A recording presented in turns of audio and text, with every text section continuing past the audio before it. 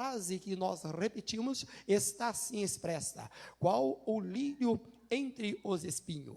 É tão interessante o capítulo 2 do livro de Cantares, que ela começa dizendo: eu sou a rosa de Saron, o lírio dos vales. Quando a amada, porque o capítulo 2 está falando de um diálogo romântico entre o amado e a amada, entre o esposo e a esposa. E ela, quando declara ser o lírio do vale, ela não está colocando como importância, mas ela está colocando como algo simples, como algo comum. Em outras palavras, ela está dizendo: eu sou igual a todas, eu sou um lírio no meio dos lírios. Assim que ela está falando. Mas o amado toma a palavra e ele vai dizer: não é bem verdade, você não é igual a todas, eu vou te dizer quem você é. Qual o lírio entre os espinhos, tal é o meu amor entre as filhas. E diz assim ainda: você entre todas as outras que eu comparo como espinho, eu comparo você como a mais preciosa, a mais valiosa, trazendo para a vida da igreja. Dentro da etimologia que o texto nos apresenta, nós vamos encontrar algumas lições espirituais para a nossa vida. Dentro das analogias apresentada em Cantares de Salomão, somente sobre o lírios, nós vamos extrair verdades espirituais e com certeza, nós que já estamos dando glória a Deus, continuaremos glorificando. Observamos, querido, a primeira lição espiritual que o lírio há de nos dar. A primeira, que esta planta, no sentido do texto, vai nos falar da sua beleza. Vou repetir: essa planta no meio dos espinhos vai falar da sua beleza. Quando eu olho para a beleza, logo me lembro da beleza da igreja. É bem verdade, meu pastor Leles, que Cantares de Salomão, o amado muitas vezes realça a beleza da sua noiva, realça a beleza depois sim da sua esposa. Agora, quando eu olho para a igreja de Cristo, quando olhamos para a noiva do Cordeiro, existem algumas formas de nós olharmos a igreja. Quando eu olho a igreja na ótica social, quando eu olho a igreja na ótica humana, eu posso até defini-la de uma forma pejorativa e encontrar alguns defeitos. Eu posso olhar para a igreja e limitá-la como um sistema religioso. Aquelas pessoas que dizem assim: eu não vou na igreja, porque lá na igreja tem muita gente falha, porque lá na igreja tem muita gente cheia de defeito.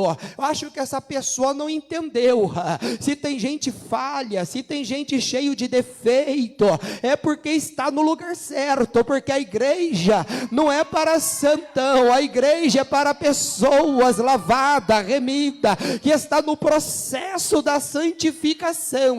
Agora entenda, não é para pessoa que também se acomoda nas suas imperfeições, não é com pessoas que usa de desculpa quando peca, e usa até uma frase dizendo que pecado é vitamina, porque ele diz: pastor, eu pequei porque a carne é fraca. Não, a igreja é composta de pessoa que peca, mas não de pessoa que se joga. Quer ver um exemplo? Pode até ter pessoas que caem. Quem sabe você que está me ouvindo no seu lar, já congregou um dia, já caminhou conosco, já cantou no grupo, e hoje está afastado. Tem pessoas que caem, mas irmão, cair e se jogar é diferente. E eu venho como profeta nesta noite. Você pode ter tropeçado até cair, mas a Bíblia diz que o justo cairá 7 vezes e o Senhor o levantará. Em Miqueias capítulo 7 versículo 8 está escrito: ó inimiga minha, não te alegra a meu respeito, porque ainda que tenho caído, me levantarei, e se tenho morado nas trevas, o Senhor será minha luz. Esse é o nosso Deus. Sabe que a igreja, irmãos, igreja é composta de homens e mulheres que são dependentes de Deus. Quer ver que é verdade? Escuta aí da sua casa, quem é dependente de Deus aqui? Quem é dependente? Observa, observa, observa. Então, quando eu olho para a igreja na ótica humana, eu posso ter um conceito equivocado sobre a igreja, mas quando eu olho na igreja, através da sua natureza, como Deus olha para a igreja, porque a palavra remi ou remido, ela tem duas conotações especiais, no Antigo Testamento e no Novo Testamento. No Novo Testamento, a palavra remi é uma ideia de compra, quer dizer, esta igreja foi comprada, esta igreja foi comprada, sim, pelo sangue de Jesus Cristo. Quando eu olho no Antigo Testamento, a palavra remi quer dizer ser visto numa nova perspectiva. Quando o papai do céu olha do alto para a igreja, ele não olha os seus defeitos, ele não olha os seus pecados, ele olha para nós através do sangue do seu filho Jesus Cristo. Ai, da glória! E através do sangue de Jesus Cristo de Nazaré, observa. Então, quando eu olho a natureza espiritual da igreja, eu volto para os lírios do vale. Aí eu começo a descobrir que a beleza não está no vale, a beleza está na planta, está no lírio. E a beleza da igreja, ela é muito mais do que externa. Às vezes você olha para a irmã que está do teu lado, pode ser que ela esteja bem vestida, bem penteada. Eu olho para os companheiros aqui no púlpito, um mais elegante do que o outro. Meu Deus do céu, que coisa linda. Você pode ir para um grande templo, ver a estrutura da igreja, pode ver um grande coral, uma grande orquestra, pode ter bons músicos, bons pregadores, mas a beleza da igreja ainda não constitui nesses fatos, ainda que é importante. A beleza da igreja se constitui na glória que nela habita. Vou repetir: a beleza da igreja se constitui na glória que nela habita. Pode cantar bem, se não tiver glória não tem beleza. Pode pregar bem, se não tiver glória não tem beleza. Pode ter uma estética boa, se não tiver glória não tem beleza. Mas eu creio que a glória de Deus está na casa. Deixa eu ver se é verdade.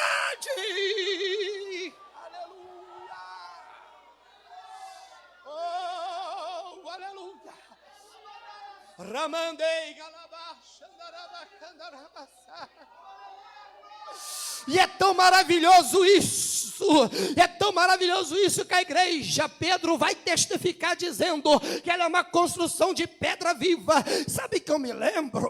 Eu me lembro do templo, quando Salomão, quando começa a edificar o templo, observa, as pedras já vêm moldadas, já vêm trabalhadas, e o templo do Senhor hoje é a igreja, mas não é quatro paredes, irmãos. Eu me lembro quando converti ao Senhor, na cidade de Aparecida, nos primeiros cultos que eu fui, eu não dobrava o joelho para orar, porque eu falava, mas aqui não tem imagem de escultura, para que eu vou dobrar meu joelho? Mas até que eu descobri que Deus mudou a plateia, Deus mudou o cenário, e Deus mudou o hábito. Por quê? Porque Deus vai nos ensinar através de Jesus Cristo. Pega aí, porque tem muita gente que só adora quando está no culto, só canta quando está na igreja, só lê Bíblia quando está na liturgia. Aí Jesus vai falar assim: vem a hora e já chegou, vem a hora e já chegou, em que os verdadeiros adoradores adorarão o Pai.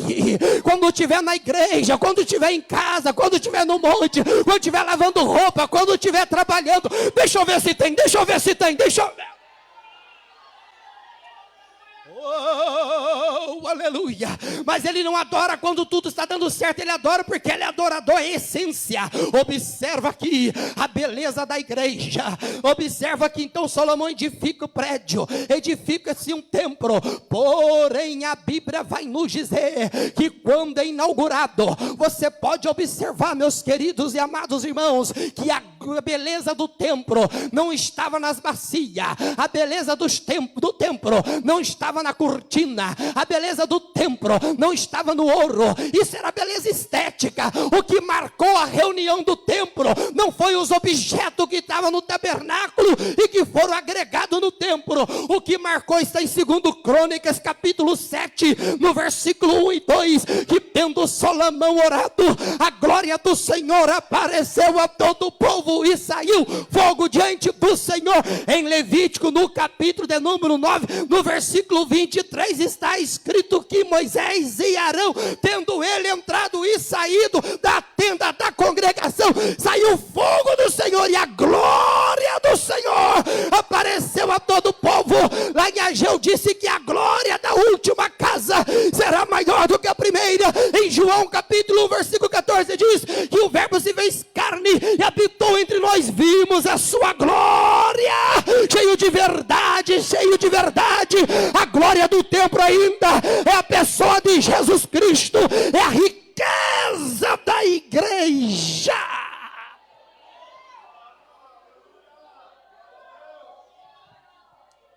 A beleza da igreja constitui em nós. Eu estou falando do templo físico, mas o que não falar do templo espiritual? Quando eu olho para o templo físico e fazendo agora uma conjugação, fazendo agora um paralelo com nossa vida como templo vivo, observa lá no livro de Gênesis, no capítulo 1 e o capítulo 2, o texto vai nos dizer que Deus criou o homem conforme a sua imagem e a sua semelhança.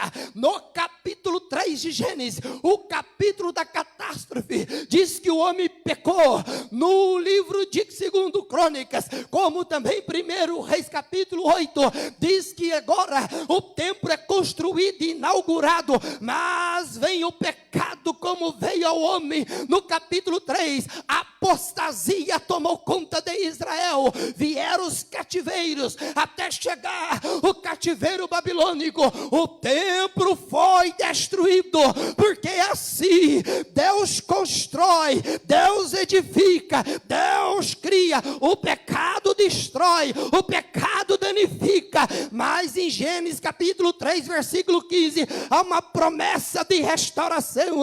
Mas quando chega no livro de Ageu, há uma restauração e uma promessa de glorificação no templo.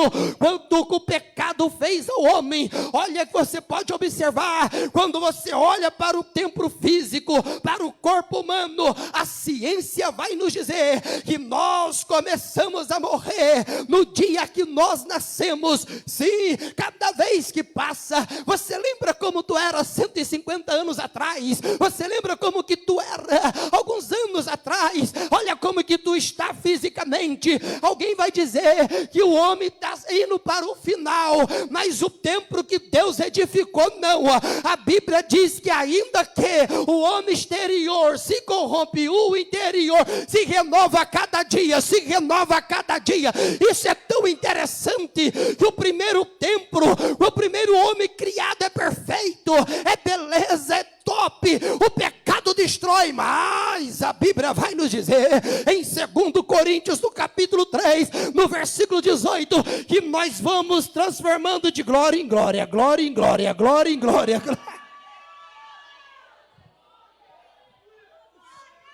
Olha que maravilha, a perfeição chegando, Deus restaurando, renovando. Então fique tranquilo, até esse corpo que você está vendo que é corruptível, vai se tornar incorruptível. Até esse corpo que é mortal vai se revestir da imortalidade. Já é motivo para glorificar o dono da glória, o rei da glória, Deus de glória, digno de glória, que manda glória para quem dá glória.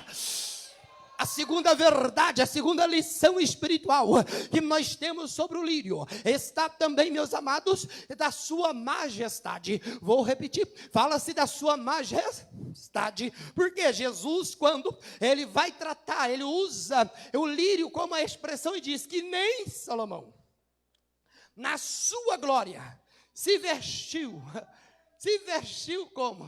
Observa que está comparando com a majestade do rei. Se Jesus, ele é o rei dos reis, Salomão é o rei, a Sulamita vai ser a rainha, Jesus é o rei, a igreja é a rainha.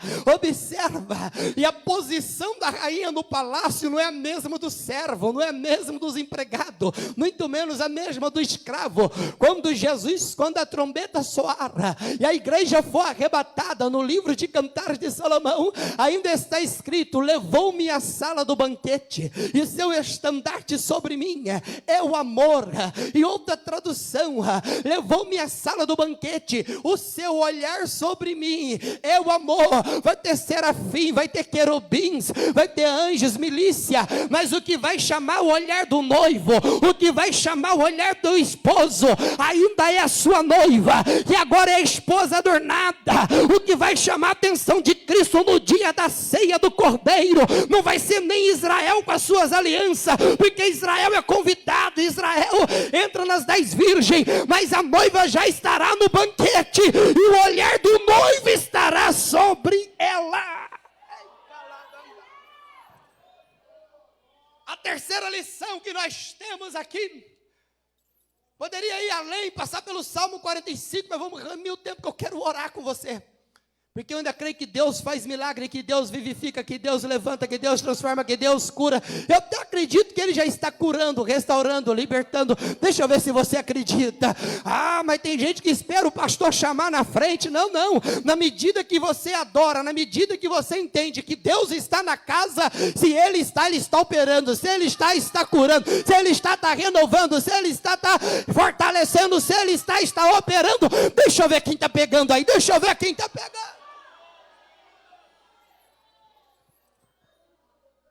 A terceira lição que nós temos aqui traz, meus amados e queridos irmãos, a respeito também do cheiro. Esse negócio do cheiro da noiva em Cantares eu gosto.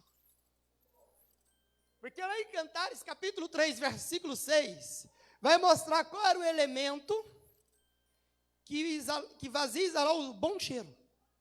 Porque ela está no deserto. Você sabe como que é, quem já dependeu de ônibus sabe. Final da tarde, todo o pessoal saindo do seu trabalho, e tem aquele que o perfume vence, o perfume mais simples. Você entra no ônibus, está cheio, não tem como sentar. Você é baixinho, está em pé. O mais alto que você vai segura para não cair. Meu Deus. Mas ela está no deserto, poderia estar também com CC, quem sabe suado. E o texto diz, não, quem é essa que sobe do deserto? Como um cheiro, olha bem, com pó aromático e com cheiro. Eita glória, o que fazia era a mirra, que exalava o cheiro mesmo no deserto. A igreja pode estar no mundo podre, mas o cheiro da igreja não é podre. Vou repetir, o mundo cheira mal, cheira corrupção, prostituição, homicídio, ódio, vingança, desamor, desafeto, mas o bom cheiro da igreja é diferente. Paulo vai nos dizer em 2 Coríntios, no capítulo 2, versículo 14 e 15, ele declara, e graças a Deus, que sempre nos faz triunfar em Cristo, e por meio de nós manifesta em todo lugar o cheiro do seu conhecimento, porque para Deus somos o bom cheiro de Cristo.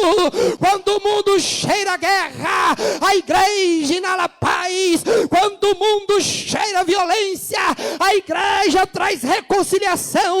Quando o mundo cheira morte, a igreja tem vida. Deixa eu ver se é verdade.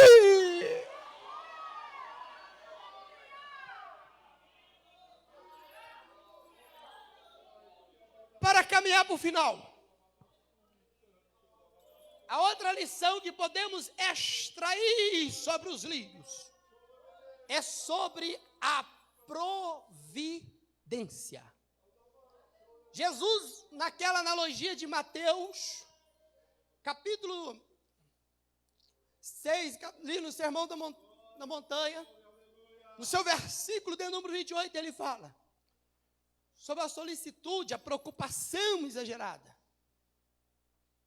E ele diz assim, olha, se Deus cuida do lírio do campo, se Deus cuida do lírio do campo, com todo carinho, dá uma olhadinha do lado aí. Fale para ela, fale para ele. Quanto mais de você. Oh, aleluia. Adore, adore a Ele, adore. Eu vou deixar você adorar por alguns instantes. Ele cuida de você, Ele cuida da tua casa, Ele cuida da tua finança, Ele cuida da tua vida, Ele cuida, Ele cuida. Somente quem recebe os cuidados dEle, dê um brado de glória.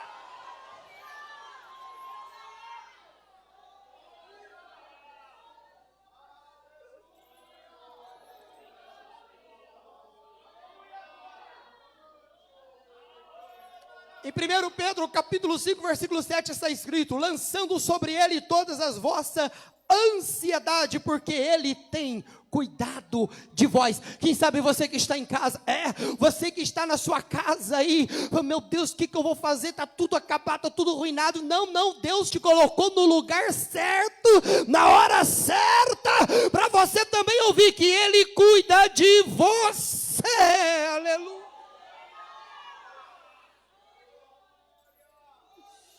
Mas sabe qual é o desafio que nós temos?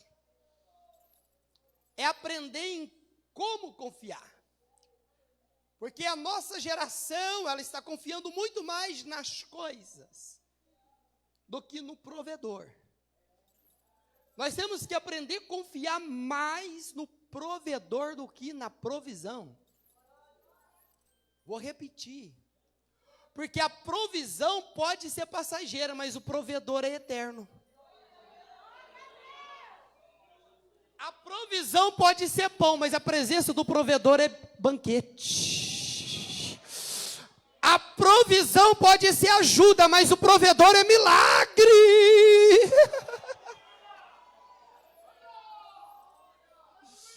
Por isso que Paulo vai testificar em Filipenses 4,19: o meu Deus, segundo as suas riquezas, suprirá todas as vossas necessidades em glória, em Cristo Jesus. Deus cuida de você. Queridos irmãos, eu quero orar com vocês, pastor. Kelly, vamos. Eu ia cantar, mas eu não quero que o pastor se decepcione no 24º ano de aniversário da Central. É isso mesmo. Vamos louvar o Senhor? Vamos não, né? Eu oro. Quem acredita na provisão de Deus aí? E quem crê no Deus da provisão? E quando a Kelly vem, deixa eu te deixar aqui outra mensagem sobre o lírio. Falando da provisão, nós temos que a igreja é comparada como lírio entre os espinhos. Fale comigo. Lírio entre os espinhos. Quando nós falamos disso, podemos afirmar que a igreja, comparada como lírio entre os espinhos, ela tem inimigo, mas ela também tem bosque. Porque no Salmo 23 está escrito, o salmista dizendo que ali ele vai tratar quando o pastor leva a ovelha para se alimentar em pasto verdejante. Ele diz que não ia temer. Sabe por quê?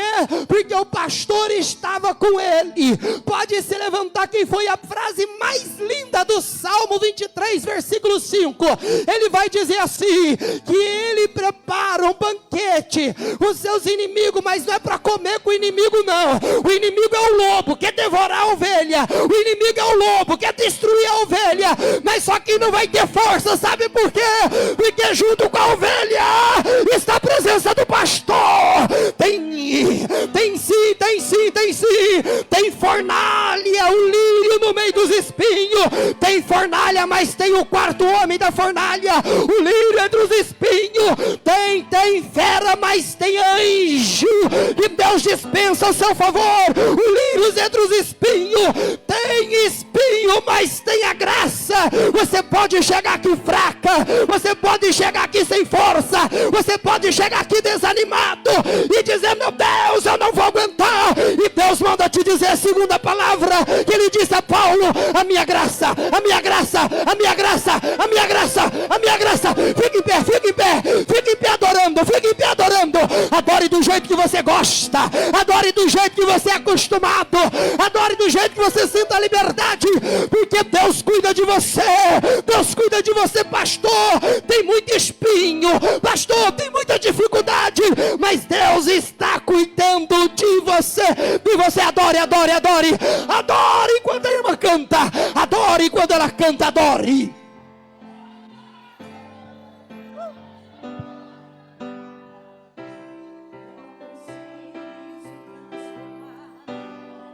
Feche os teus olhos.